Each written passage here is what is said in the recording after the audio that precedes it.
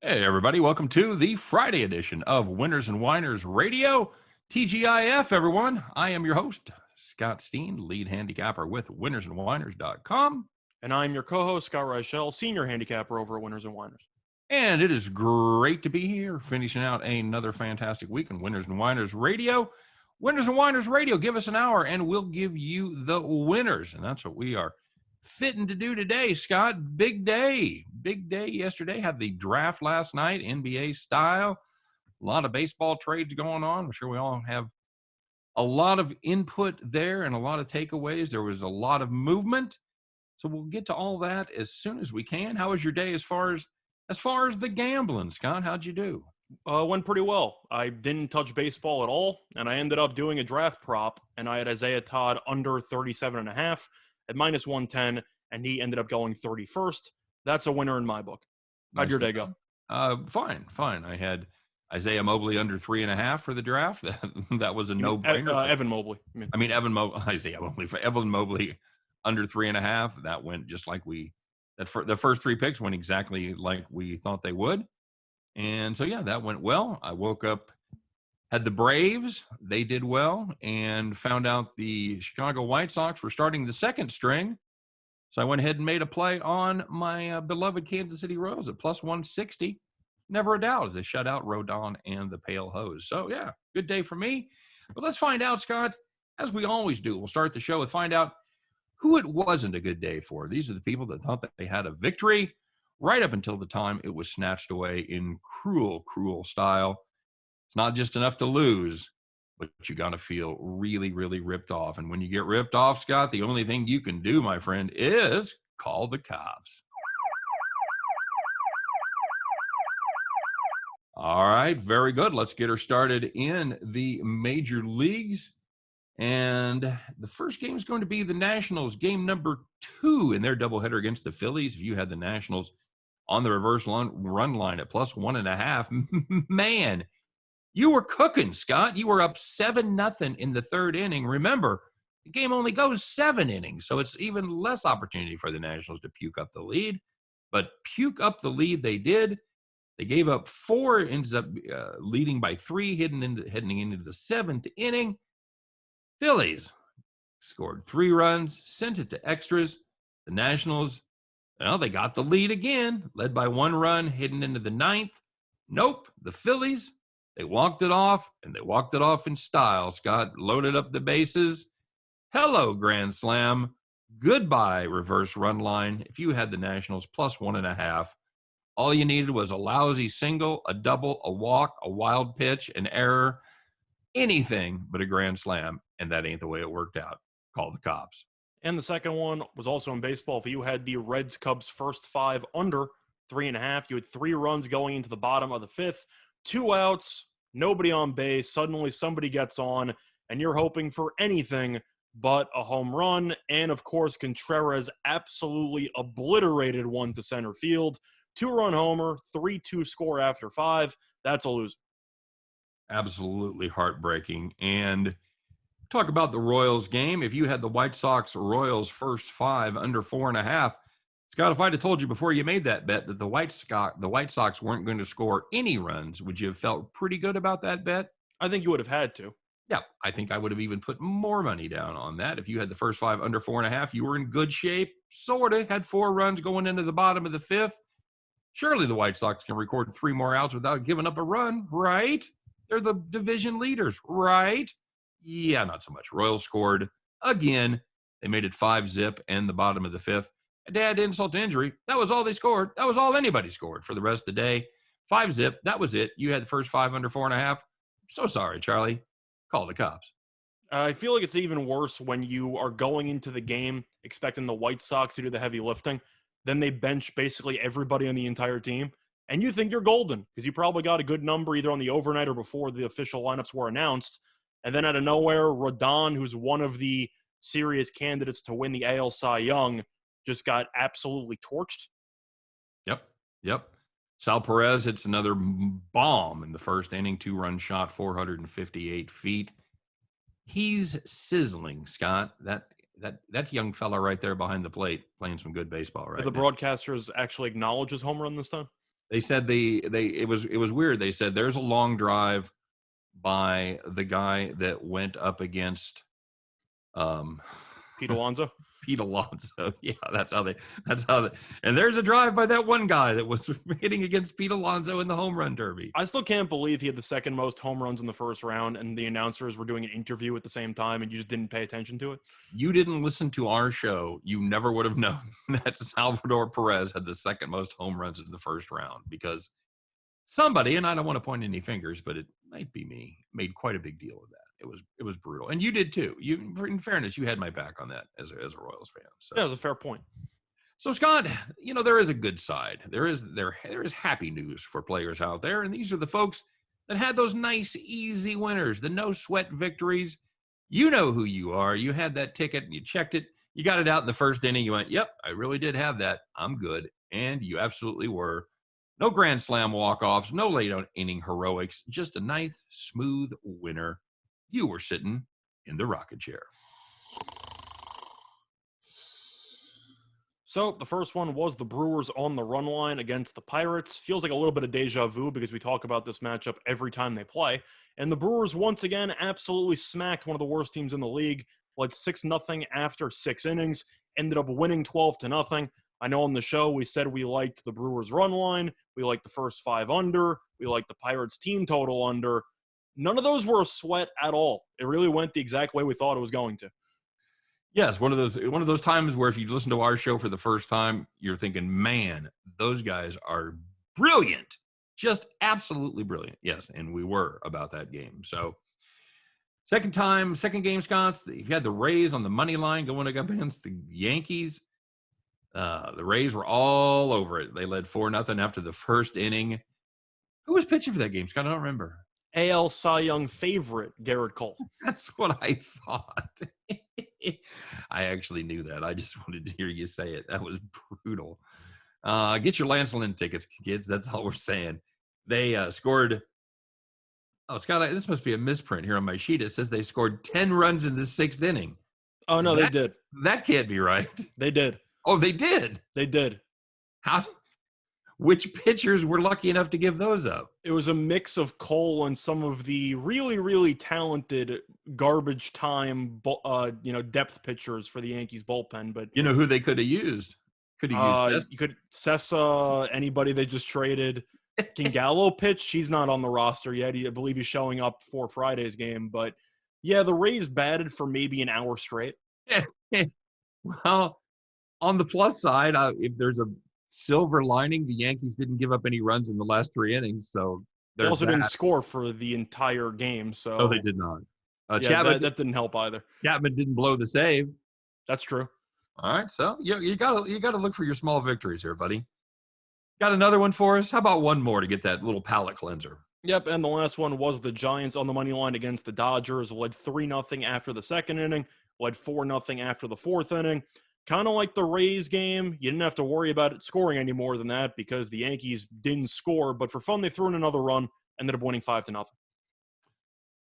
Scott, I have to tell you, I was on the wrong side of that game. I was fading Johnny Cueto, a guy that gives up a lot of hits, and Cueto took it personally. He did. He absolutely, obviously listens to the show, as so many of these guys do. I can turn a great pitcher into a bad pitcher, and I can turn a bad pitcher into a Cy Young Award winner. Well, that might be the case for the two of us, because I know we're going to have a segment later on talking about maybe one of those pitchers we've given a bit of a hard time over the course of the season who might be a listener of the show. We'll find out. Big fan of the show. All right, Scott. Well, I know everybody wants to know who it is because every day it's somebody different. It's been entities this week, but today it's an individual, Scott, and I can't wait to get to it because I wish we could play the clips. That's all I can tell you. That's the only way to really do this justice is to play the clips. Since we can't do that, we're going to have to do our best to describe it. Hey, let's find out who's strapping on the golden feed bag today, Scott. It is time once again for Donkey of the Day.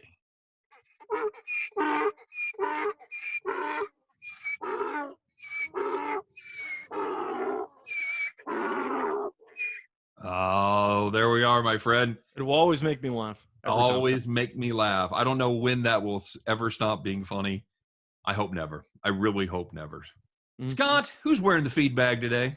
So we mentioned briefly that the NBA draft happened yesterday, and unfortunately for listeners or watchers on television, that means you had to listen to Kendrick Perkins' analysis for about 2 hours.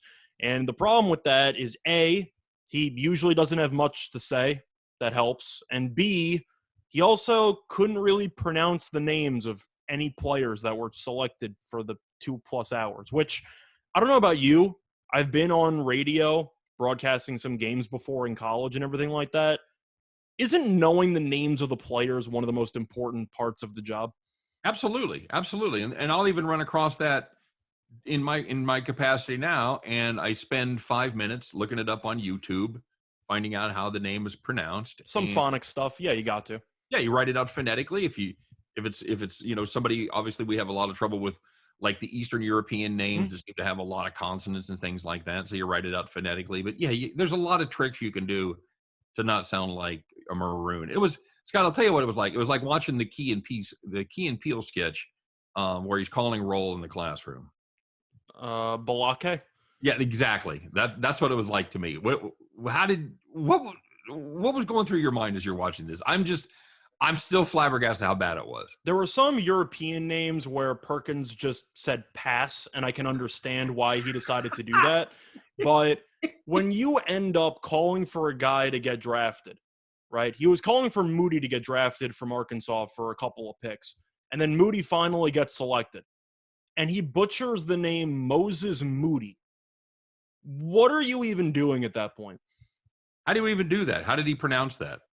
I don't even remember how he butchered it, but he might have added Moises Modi, or he might have added a couple extra letters in there. It was brutal. It was absolutely brutal. And I will be the first to admit, we maybe are a little extra salty about this because everything we do, we try to do professionally. We try not to sound like we're not prepared, like we don't know the names. So for him to go out and do that on ESPN, I assume there was no audition process. Did he just slip him $50? I don't know how it works, Scott. I'm not sure, but he's had that job for about a year or so, and I'm pretty sure nobody, and I mean nobody, actually likes when he's on television talking about basketball. And on top of that, it was actually a really funny separate point. Besides the names, he also said that Keon Johnson, the Tennessee high leaper, solid defender, was a perfect fit for the Knicks after the Knicks drafted him.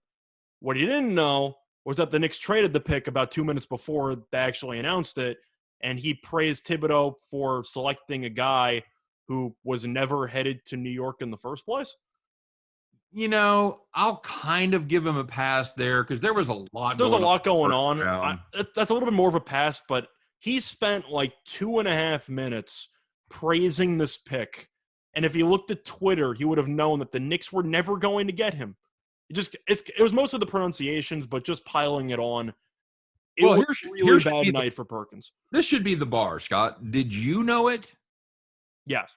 Okay, then he should know it. If you're on TV and you're gonna have Woj on the show a handful of times, you should probably follow his Twitter between every single pick.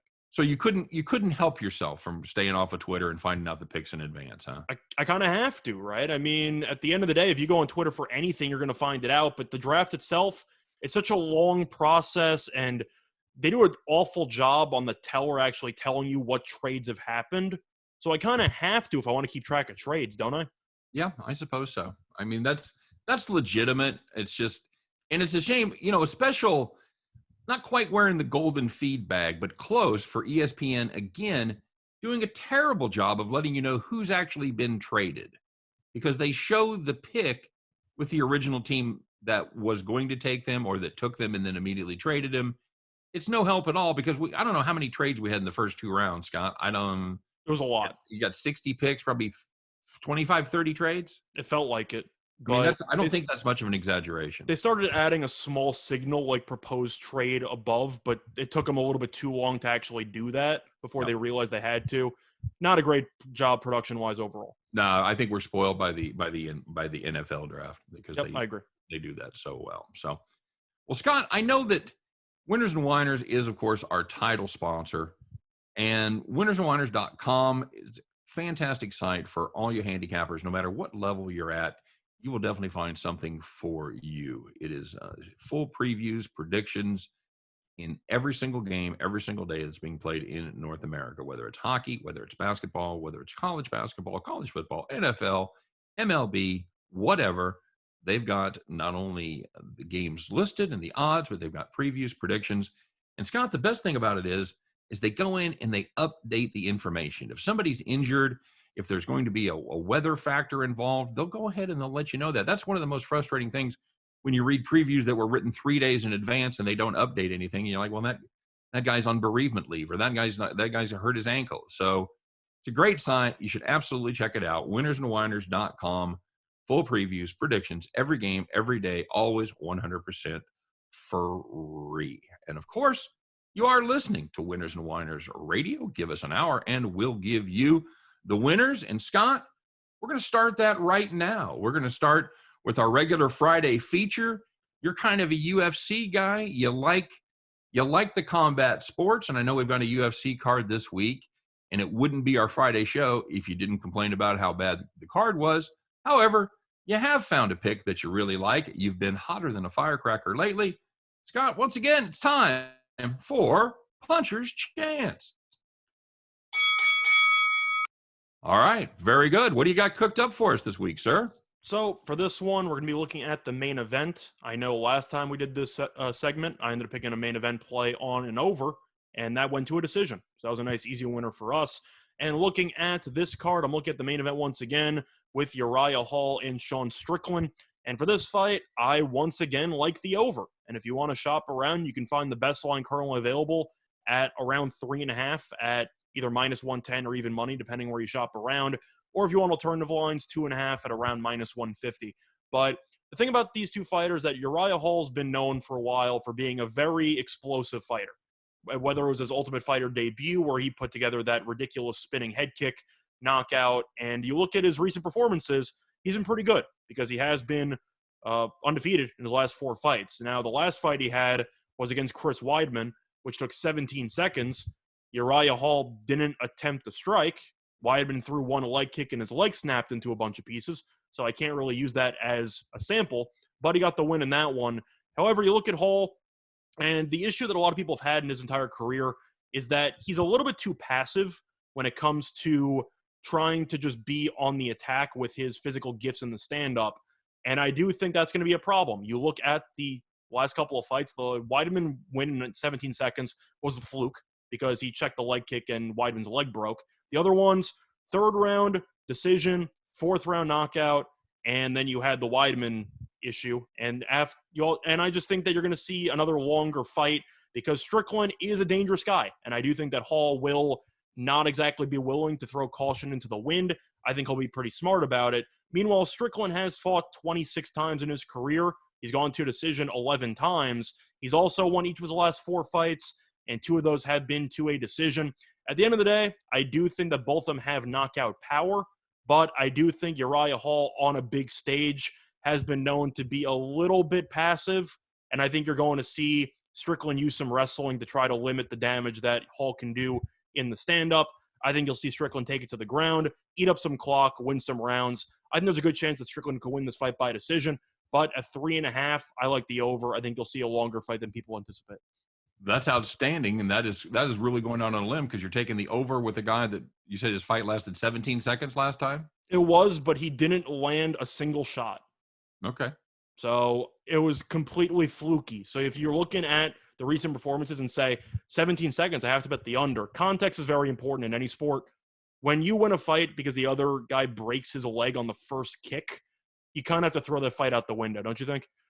You certainly can't factor that in too much. So Absolutely. I think it'll be a longer fight. All right, there it is. So that's going to be our Puncher's Chance pick for this Friday. Well, Scott, let's see. Where do you want to start? You want to start a little. You want to start a little baseball? You want to start a little basketball? Let's start with baseball. Let's talk about your Yankees, shall we, Scott? They've made a couple of big deals in the last day or so, picking up Joey Gallo on Wednesday, and then picking up Rizzo from the Cubs on Thursday. Any of those guys pitch, Scott? Not that I know of, unless you're down about 15 runs. That certainly is. Well, they play another game like they did today. You're going to get Rizzo some innings. You don't want to wear him out. Mm. Is that enough? Can they do anything, Scott, until they get this pitching staff in shape? It depends on how you define doing something. I think that we can agree There only is one doing something for the Yankees, and that starts with winning the division. Well, I was going to say making the playoffs. At this point, I think Yankee fans would be content with winning a wild card spot because they're still trailing Oakland. Yankees, of course, lost yesterday. Oakland won. So now they are even further back, 3.5 back of Oakland for that final wild card spot. I don't think they're going to catch Boston. I think we'd agree with that. Tampa, I don't know if they're going to catch Tampa either. But you're looking at Oakland, who ended up getting Marte. Of course, at the deadline, the Yankees knew that they had to try to fight fire with fire. So they got Gallo, and they ended up getting Rizzo. Having said that, I think it was actually a good trade. I know Rizzo's a free agent at the end of the year, but they gave up none of their top 5 prospects for Rizzo. And you can make an argument that Berrios is still on the market for Minnesota. You talked about the pitching staff. I agree, especially when your best 2 pitchers over the last month have been Jordan Montgomery and Nestor Cortez. You have a bit of a problem with the pitching staff. So solid. Berrios, I think you'd agree, is going to be on the move because Minnesota stinks. We already know that. But the Yankees haven't gotten rid of any of their star prospects, and Scherzer is now off the market. So people were hoping the Yankees might make a move. Dodgers ended up swooping in. We'll talk about that in a second. But I do think you'll have another move or two on the horizon, whether it's going to be a guy like Berrios, whether it's going to be another pitcher on a bottom feeder team. I don't want to say like a Kyle Hendricks type or a Zach Davies type, but would it shock you if the Cubs, after trading Rizzo, maybe also decided to blow up the pitching staff? Probably not. There's a lot of really bad teams that want to, I'd say, just get some contracts off the books and try to get some prospects into the actual farm system. I expect the Yankees to trade for a pitcher within the next day or two. You? They have to. Otherwise, I think they've pretty much done this for nothing. To answer your question, is it enough? No. But it might be enough to win a wild card spot. All right. And do you think most Yankees fans, I know you're a Yankees fan, you seem to be facing reality, but do you think most Yankees fans are also grounded in reality, thinking they have no shot at the division? You see, the thing is that Cashman's been hearing the voices, whether it's on Twitter or whether it's just fans on the radio, that people wanted him fired. I think that even if the Yankees missed the playoffs, I think Cashman saved his job. I think these 2 trades alone are the moves that the Yankees wanted, and he did it. So I do think that even if the Yankees don't pull it off and make the playoffs, let's say they miss, which is realistic, then I'm assuming we agree that Boone's going to be fired. I think he kind of has to be. You have to. So that's not really a bad plan B. The worst case scenario is if Boone comes back after missing the playoffs, but I think we would agree that's not going to happen. So I like what the Yankees did. They did what they needed to do, at least what they think they did. They still need a pitcher, but Cashman knew his job was on the line, and he finally stopped waiting around signing budget league outfielders to 1-year minimum deals. The Dodgers have the best day? I think you have to make that argument when you get one of the best pitchers of all time and a guy who I think is one of the most underrated players in the league. Now, of course, he's not the best shortstop in the league. That's Tatis, which is ironic because he's the worst fielder in the league, arguably. But Trey Turner is so underrated, and I have no idea why. He is so good. And I mentioned that for the last week or so when I thought they were going to trade him. I mentioned how difficult it might be to trade a guy with COVID, which is always kind of a unique wrinkle. But it's also because the Padres were rumored to get them the entire afternoon, and the Padres not only whiffed on both of them, but he went to the main team that they're competing with. That's got to be a massive W for the Dodgers. It was a brutal day for the Padres, and it was a brutal day for the San Francisco Giants. The Padres, they picked up Adam Frazier back on Tuesday. Or excuse me, and we agreed that Frazier's a good player, but that's not going to move the needle anyway. San Francisco stood pat, Scott. They still have a couple more days. There are rumors that the Giants might try to go after either Trevor Story or Chris Bryant. So keep an eye on that. I don't really understand what Story would do because I think Brandon Crawford's actually had a very good year at shortstop. And I know Brian can play a couple other positions. I don't think Story can. So I don't really know what acquiring Story would do for the Giants, but he's been linked a little bit.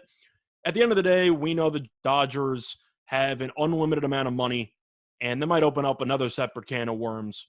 At what point is enough when it comes to a salary cap? Because if you're going to pay the fines, don't you have to have a serious maximum number? Because the Dodgers are treating this like it's European soccer, and they're paying pretty much their entire roster about $1 billion. It feels that way. 300. Well, you're not missing it far, Scott. If they adding Turner's salary, adding Scherzer's salary, now the move we didn't talk about was adding Danny Duffy, who could be a very good piece, either as a guy out of the bullpen or as a fourth, fifth starter kind of guy. He was having a very good season for the Royals. Now he's got an injury and he's not going to be available until the end of August. So they've got to wait a little bit on him, but that's an excellent piece as well. And that's a guy that was having a great season, about a 2.22 ERA. So the thing is, it's not even just the amount of money the Dodgers have. It's the blend of money mixed with ridiculous scouting. How do they always have enough prospects to acquire everybody? Right. And this one stung a little bit. They ended up they have a catcher that they really like that they ended up giving up. Yeah, they got Trey Turner and Max Scherzer. I think they'll live. Keibert Ruiz. So I mean, yeah, they gave up a couple decent prospects, but yeah, I think this has to put the Dodgers over the top, don't you? I think it has to, but that kind of goes back to the point of the rest of the league is thrilled right now that Bauer's out indefinitely because that rotation with Scherzer, Bauer, Kershaw, and even Urias, who's been great this year. I talked about them getting Bauer, maybe having one of the best rotations in recent memory. Of course, rivaling the Orioles with Palmer and company. Assuming everyone was active, is that one of the greatest rotations you've ever seen with Scherzer now involved? Yeah, I think it pretty much. That's nuts. It has to be right up there, yeah. And Bueller. I also didn't mention Bueller. Kershaw's arguably your number 4 if you have everybody. That's insane. Based on this season's results, absolutely. Yeah, so, once again, we don't know if Bauer's going to come back. We're both assuming he's not going to. But the Dodgers needed a pitcher to replace Bauer, worst case scenario. I'd say that Scherzer was a pretty good replacement, wouldn't you say? Not too shabby at all. Not too shabby at all for Max Scherzer. Ex-Mizzou Tiger, by the way. I don't know what you do with Corey Seager, but you're probably going to have to ship him off now because you have another shortstop. We'll see. Yeah, it's going to be in. I mean, that's pretty good infield too, you know. They're pretty good everywhere, besides closer. And they're 3 games back of the Giants. Yep. Does anyone in America want to see the Dodgers win? No. Only people that have Dodgers futures. The Dodgers will literally have an all-star team. I mentioned before the season, Dodgers plus 350 was a great bet because I thought that was too high. And it looked like it was too low for a little while. And now you realize the Dodgers are going to do Dodger things, which is blow everyone out of the water in the trade deadline department. And now all of a sudden, shocker, they're favored to win everything again. And it feels like it's inevitable. The only person who can stop the Dodgers right now is Dave Roberts. Is that fair? Are you surprised they haven't traded for a closer yet? I am. I didn't expect them to get Brad Hand or anything. I wasn't expecting anybody like that. But even an Ian Kennedy, like somebody on an awful team that's just trying to ship off a closer. They need somebody, don't you think? I do. You know, they may have plans to try Duffy in that role. They might. We'll see. Maybe if they want to, they can try to put Urias in there, but his record's too good. I don't think you can take him out of the rotation. Well, he leads the National League in wins, right? But I'm saying Urias did close the decisive game in the World Series last year, so you have some experience there. I don't really know what they're going to do, but it would not surprise me if with the great pitching staff and everything, Jansen still finds a way to blow something in the playoffs. Well, it's kind of what they do. It's Dave Roberts just seems to have an unnatural affection for Hanley Jansen. I still think that Gratterall should be closing, but we'll find out what happens as the playoffs approach. You know, Jansen wasn't terrible early. But you just know in a big game, you can't trust him. No, absolutely not. if you're a Dodgers fan, you have to quiver in your boots every time Hanley Jansen comes out there with the baseball in his hand and a lead. It's not good. And I don't think the Dodgers are going to be able to quite get there until they come up with a closer. All right, coming back, let's take a look, Scott. We close in here. We have one other piece to talk about, and that is the NBA draft here today. As always, quick reminder, you are listening to Winners and Whiners Radio. Give us an hour. We'll give you the winners. So, Scott, let's talk about this draft real quick. And I know we're going to have a guest on, maybe even a couple guests next week, to talk about the draft a little bit. So just kind of give some initial impressions here, and then we'll do some deep dives later on. So we got to talk about the bigger surprise, which was the fact that everyone knew the first 3 picks were set in stone. Right. You knew that you were going to get Cunningham going 1, Green was going to go 2, Mobley was going to go 3. We knew that was going to happen. I mentioned on the air a couple of days ago, Mobley I found under 3.5 at about minus 360. I want to say draft time, he closed at about minus 1,000. Yep. It was a foregone conclusion. The 4th pick is what shocked me because Jalen Suggs was sitting there. And we know that Jalen Suggs is a guy who we think is a can't-miss prospect. We think worst-case scenario, he will contribute for a winning team. I thought he was the 2nd or 3rd at worst player available in this draft. Okay, fair. Now, the Raptors seemed like a perfect fit because you were going to end up drafting Suggs, most likely shipping off Kyle Lowry, and you still can keep the core in place, remain relatively competitive, and then go from there. However, they decided to reach on Scotty Barnes from Florida State, who I like defensively, but we can agree that he's not very good offensively. No. And I don't know if he can immediately contribute the way that Toronto needs him to if they want to remain competitive, or if Toronto's about to blow it up. So I don't really know how that's going to go. So him getting picked 4th and Suggs going 5th to Orlando shocked me. I mean, Orlando hit a home run doing absolutely nothing, which feels good for them because I'm sure Magic fans have no faith in their front office ever making good draft day trades. So that worked out well. Then they kind of butchered it by taking Wagner with the 8th pick, and I know both of us don't like Wagner at all. So that was pretty interesting. But you have any other? I like Flight of the Valkyries. Does that count? That's Wagner. I'll give that half credit. All right. But as a whole, that was the one move that shocked me. I thought Suggs in Toronto made all the sense in the world. I was a little bit surprised that Golden State ended up taking Kuminga at 7. I know that Kuminga had a lot of upside out of the G League. It seemed like a lot of scouts were a little bit concerned about his rawness and that it would take him a couple of years to actually develop into a solid NBA player ceiling-wise. So the Warriors doing that while being in the tail end of their title-contending window with Curry, Thompson, and company, I found that draft pick extremely peculiar. You? Well, I think they're looking to get the big man there, Scott. I'm just saying Kuminga doesn't strike me as a guy, though, who's immediately going to contribute. No, he seems a little raw. That's what I was saying. So I kind of thought Golden State might trade some picks. There were rumors they might be trying to trade maybe some players for Beal, which ended up not happening, of course. But I just feel like if you wanted to take a center or a big man and you want to find someone who can contribute right now, Kuminga wasn't going to be the first person on my list when it came to plug-and-play player. No, he's not exactly shovel-ready, as they say.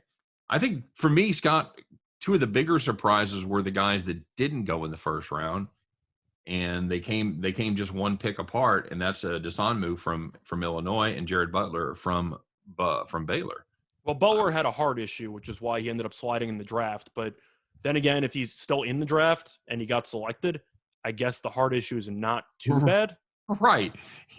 We believe in his heart enough to take him with the 40th pick, just not enough with the 20th pick. We're afraid about that because you also could have had the NBA just announce him ineligible for the draft because of health reasons, and that was clearly not the case. So we both love Butler. We think Butler's a very good player. Yep. So I think Utah got a steal because they ended up trading for him.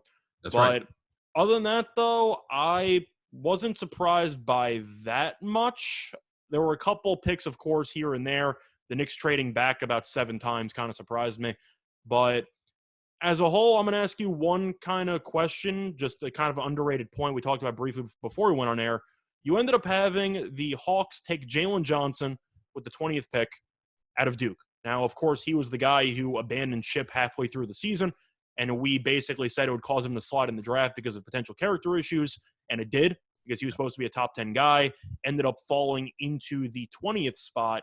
However, he's basically a power forward, a relatively skinny power forward, and it's kind of a weird coincidence because that's the same position that John Collins plays, and Collins is a restricted free agent.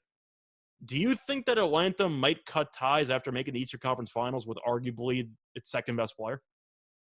I think it's possible. I'm not sure the writing is exactly on the wall, I'm but expecting Collins is going to get overpaid by a lot because I think Collins is a good player. Mhm. But if you're going to start shelling out $30-something million, $40-something million with the cap currently, you can't do that. he does fit in the category of one of those guys that you look at 3 years from now on the salary list like we did yesterday and you go, I'm sorry, John Collins is making $38 million a year. How did that happen? They're going to look at that kind of like a Tobias Harris situation. Now, Harris was really good with Philly this past season, but people looked at the contract and went, what are you doing? Yeah, that's exactly right. So, Scott, we would be remiss about discussing the draft if we didn't talk about the big deal that was made with Russ coming west. Russell Westbrook got traded to the Los Angeles Lakers. And Scott, Washington gets Kuzma, Montrezl Harrell, Caldwell Pope, and Isaiah Jackson. Of course, they then traded Jackson to Indiana for Aaron Holiday.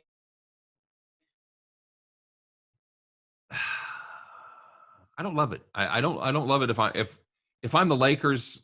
I just don't know that there aren't too many mouths to feed. I think that's a fair complaint. I think And another complaint. Russ isn't a guy that necessarily plays well with others. You see, there are a couple of problems I have with this trade for the Lakers. Now, of course, some of the logic is LeBron's older. He's 36, going to be turning 37. AD's had injury issues. Westbrook can carry the offensive bulk in the regular season and then maybe help save some energy for LeBron and Anthony Davis. The problem I have with that is the fact that there's something that all three of those guys have in common from last season, which was Injury. They all missed some time due to injury. Significant time, yes. So and Westbrook played, but he had some pretty bad leg injuries that he played through anyway, which is why he was awful to start the year. Yep. So we know LeBron's been durable. However, with the age and with the ankle, that can always be a reoccurring injury. I am curious if it's going to impact him in the future. Anthony Davis, we know, is one of the most injury-prone players in the league. And Russell Westbrook is a very athletic freak, but with the level of intensity he plays with, he's also had a decent amount of injuries as well throughout his career. So the question that I have for you is, one, are the Lakers actually going to stay healthy for a full season? And two, if you needed better three-point shooting, why'd you get Russell Westbrook? That's a great question. Because that was the main complaint that people had with the Lakers, which was why there were rumors the Lakers were going to go for Buddy Hield. And people like that trade because he can shoot. We know Hield's a very, very solid player, and I feel bad for him being stuck in Sacramento for his entire career right now, or most of his career. But in general, I think we would agree that if you're in a late game situation and LeBron clearly wants the ball in his hands, do you trust Westbrook with an open three in the corner with 30 seconds to go? Because I don't. No, I don't either. So to answer your question, no, I don't think any three of those. I don't think those three guys. I don't think any of them are going to stay relatively healthy next year. Are they good enough to come out of the West? Assuming they stay healthy. No, I don't think so. I don't know that I think their defense absolutely got worse. And the Lakers were able to stay in a lot of games because of that defense. They were able to win those low scoring, knife fight in an alley type games. And I don't know that that's going to be the case. I think that's fair. I have my issues with the lack of shooting and the durability concerns. But everyone's expecting the Lakers. We saw that the odds for them to win the title dropped from about 6-1 to about 4-1 or 3.5. A lot of that's the LeBron effect. I can understand why people are doing it. Having said that, this team can't shoot. And I do think that if you're looking at this big three compared to the Nets' big three, and we're talking about assuming everybody stays healthy, I'm taking the Nets, right? I think you have to. even with the supporting cast. The net supporting cast is still significantly better than the Lakers, which also takes me to the fact that the Lakers are going to have to prey on some veteran minimums because you're paying 3 guys roughly $40+ million each. You're not going to have much of a bench. No, you're not going to have, well, and you just traded away about half of it. Correct. And I know people didn't like Kuzma and Harrell couldn't play much defense, but those were 2 guys that played a decent amount of minutes for you. Mm-hmm. You gotta get creative. Yep, absolutely right. Absolutely right. All right, Scott. Well, let's take a look at the baseball card. But we've got one special baseball piece, Scott, that we kind of want to send out a warning, right? Something like that.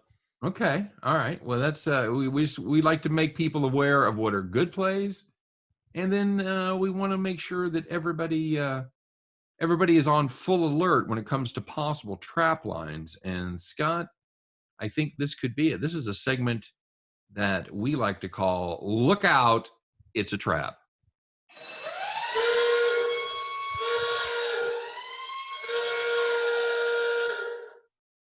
All right, very good. So, Scott, I'm not sure that you're fully buying in on my trap situation here. It's mostly involving the team that it's against because they've been pretty good lately, but I understand the points that you're about to make. All right, so we're going to talk about the Baltimore Orioles and the Detroit Tigers. So we've talked about Detroit. We've talked about how much we like this team. They've been playing really good ball lately. But, Scott, Matt Harvey is on the mound for Baltimore. And Matt Harvey is one of those names, we've talked about it on our show many times, that for much of this season, all of last season, pretty much the season before that, he's an auto fade. You see his name on there, you bet the other way. But all of a sudden, Mr. Harvey has learned how to pitch again, Scott, or he has remembered how to pitch. He has thrown 12 shutout innings in his last 2 starts, 6 against Kansas City, 6 against the Washington Nationals, giving up just 4 hits and 1 walk over those 12 innings. And the Baltimore Orioles are a pretty good size underdog to the Detroit Tigers. You can catch Baltimore at plus 140. I think it's a trap, Scott. You got Tariq Skubal on the mound for Detroit. He's been fine. But Batman, don't count out the Dark Knight, Scott. I think he's got one more in him. I think it's a trap. Give me the Baltimore Orioles, or excuse me, give me the Baltimore Orioles plus 140. Yeah, well, the one thing you also got to mention with Harvey is the fact that the Orioles have been good, even before this recent run of good starts. They've won 4 of his last 5 starts. So even when he was still giving up a couple of runs, going 4 1/3, stuff like that, the Orioles were still winning for him over the last month or so. Now, I'm going to disagree with you about the full game, just because that bullpen for Baltimore is not fun, and I like the way Detroit's played. I'm going to look at the first 5. I think people are looking at Skubal versus Harvey and thinking automatically, I'll fade Harvey. Both bullpens stink. Give me Detroit first 5, and I'll take the Orioles plus a half in the first 5.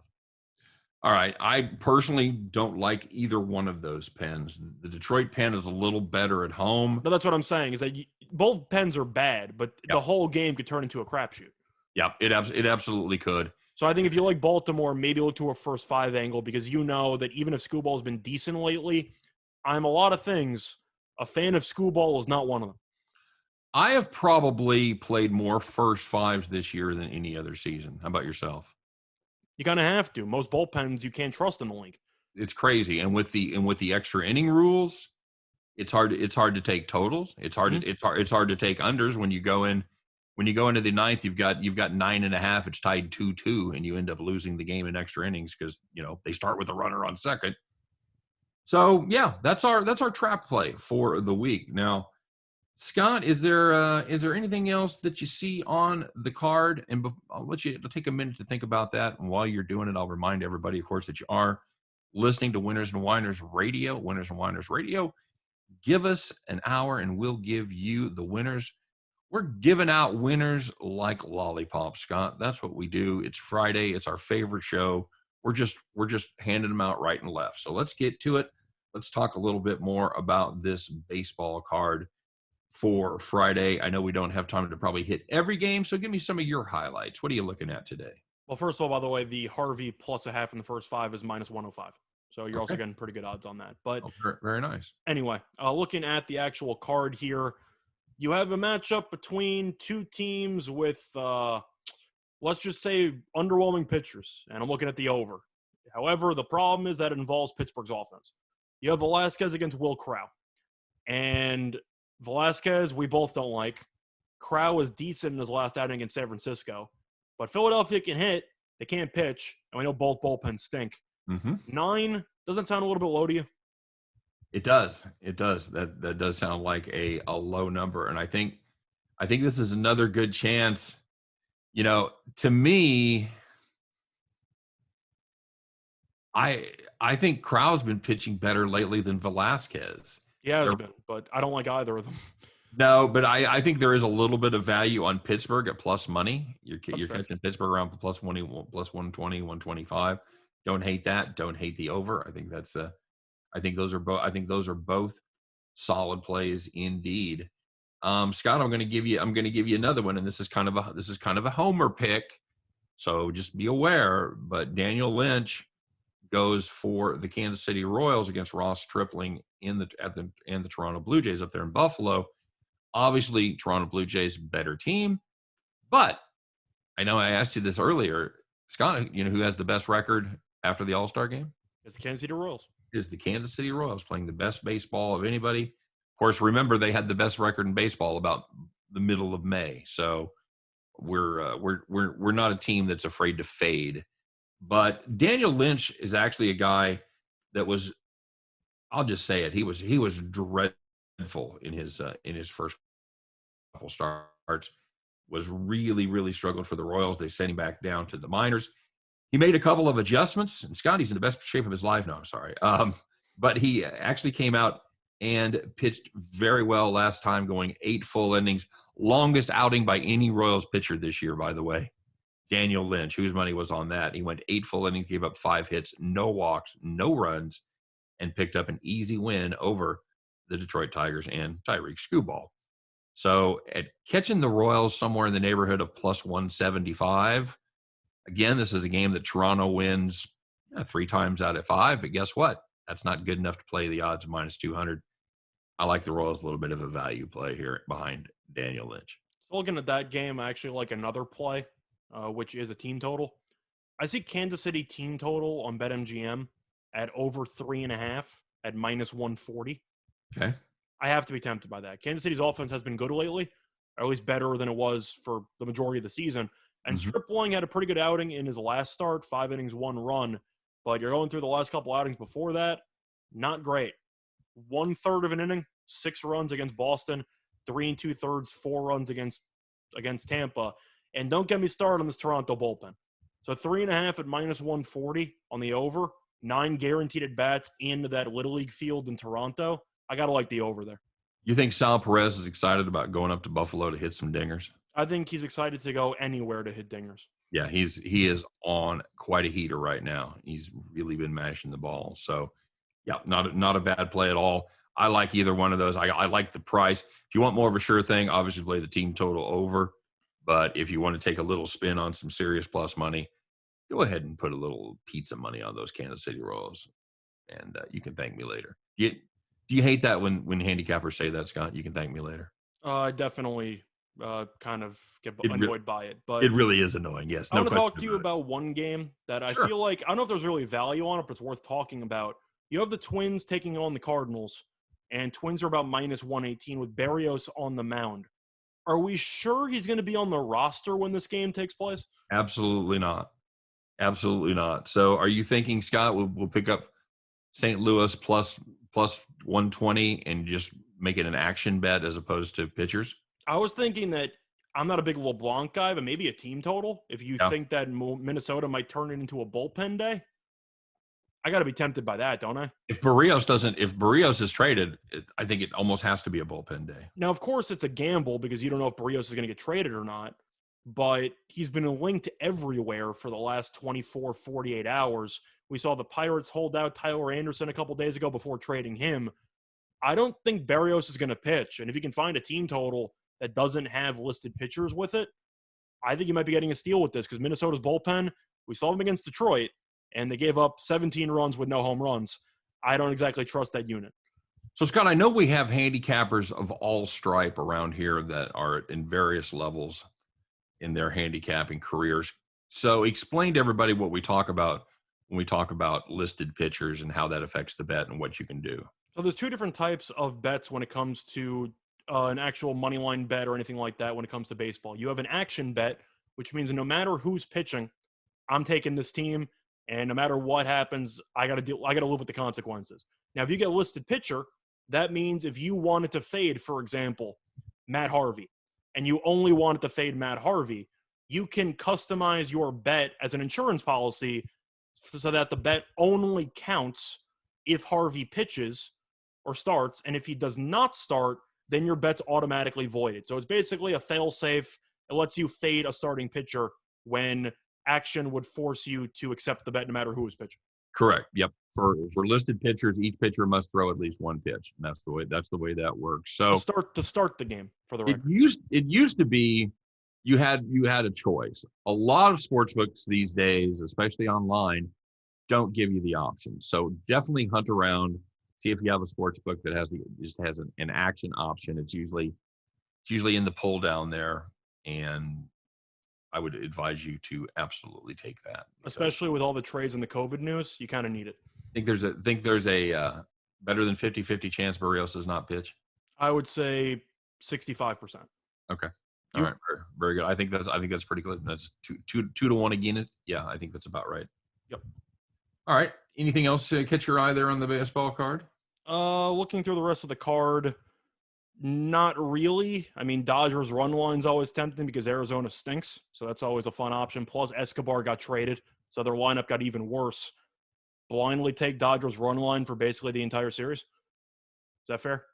I don't hate that. I don't hate that at all. Pretty much all I got, though. Can I interest you in the under there in San Francisco? Gausman and Framber Valdez?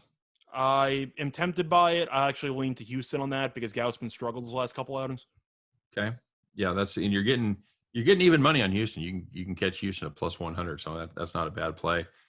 I'll tell you another play, Scott. It's kind of a dog night for me.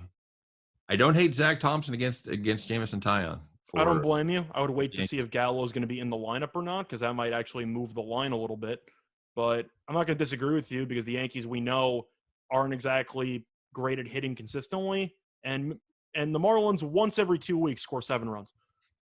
They're a very bizarre team. They either score 0, 1, or 7 or more. Yep. There's not a lot of middle ground with this Marlins. And I also love one of my favorite plays, though, is going to be the first 5 under between Burns and Toussaint. I watched Toussaint pitch against the Phillies on Sunday. Mm-hmm. He's Johnny Cueto Jr. It's his best start of his career, by the way. He has the very unique delivery. Yep. He throws a ton of strikes. All of his pitches have movement. I think he's going to be a potential ace in the future. I like the first 5 under there. Yeah, I don't hate it. I'll tell you a weird thing because I was looking at this game earlier, and there is a very weird stat on Corbin Burns, and quite frankly, it surprised me, and that is the fact that in his last, what do we got here? His last 5 starts, last 6 starts, the over, his last 7 starts, the over is 6-0-1, even though he's only given up more than 1 earned run twice in that stretch. That's very, very fascinating. Yeah, it's just weird because I immediately looked at that pitching matchup and went, yep, jumping on the under there, and then I started looking at it. So I'm going first 5. Okay, don't hate it. All right, Scott. Well, it's Friday, and we're going to do what we do at the end of every show. But now we've got the entire weekend to look at. We're going to come up and let everybody know what our favorite play is. And everybody always asks us if you had to pick just one play, if you had to make one bet today, what would it be? And we always like to put our heads together and figure out the answer to that question. And then we bring it to you in a segment that we do at the end of the show. It's time to put on your overalls, strap on that straw cap, and get on board your John Deere. Get ready for the Friday edition of Bet the Farm.